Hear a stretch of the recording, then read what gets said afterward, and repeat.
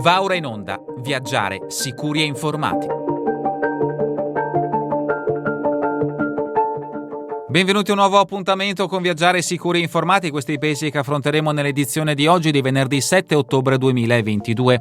A Haiti dal 14 settembre si registrano scontri e disordini nelle strade particolarmente violenti a Pap e Le Cayé, dipartimento sud. La maggior parte delle strade nazionali sono interrotte da barricate dei manifestanti o delle cosiddette bande irregolari. Pompe di benzina impraticabili o chiuse, si registrano anche difficoltà nelle telecomunicazioni, reti cellulari ed internet, difficoltà di apertura e servizi al pubblico di uffici e ospedali pubblici, problemi di approvvigionamento di acqua e alcuni casi di colera. Sebbene i disordini siano causati da gruppi di gente comune con attacchi e saccheggi a attività commerciali e depositi di organizzazioni internazionali, non sono stati segnalati atti di violenza nei confronti di persone.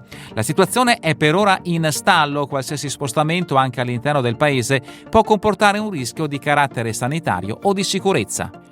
Grenada, aggiornamento Covid-19. Il governo di Grenada ha deciso di rimuovere le restrizioni in vigore per l'ingresso di viaggiatori dall'estero. Pertanto non si applicano distinzioni tra viaggiatori vaccinati e non vaccinati, non è richiesta la presentazione di tampone negativo né è necessario la compilazione di formulari prepartenza.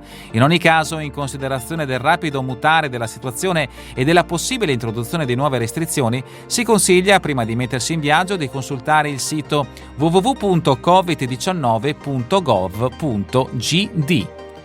Estonia, aggiornamento Covid-19. Dal 18 giugno 2022 le autorità sanitarie estoni hanno abolito tutte le restrizioni di qualsiasi forma legale della pandemia da Covid-19. Si consiglia comunque di consultare il sito del governo estone all'indirizzo www.kriis.ee per tutti gli aggiornamenti.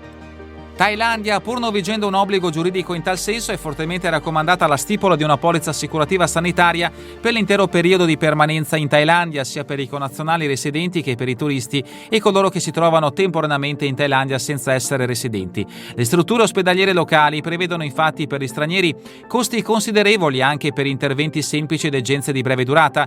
Numerosissimi sono i casi in cui i familiari dall'Italia devono sostenere, spesso con grandi sacrifici, spese molto elevate per pronto soccorso, interventi ed urgenze del loro congiunto sprovvisto di sufficienti risorse finanziarie.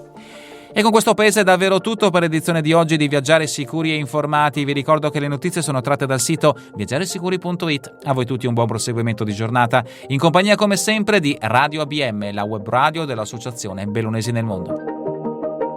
Avete ascoltato Viaggiare sicuri e informati.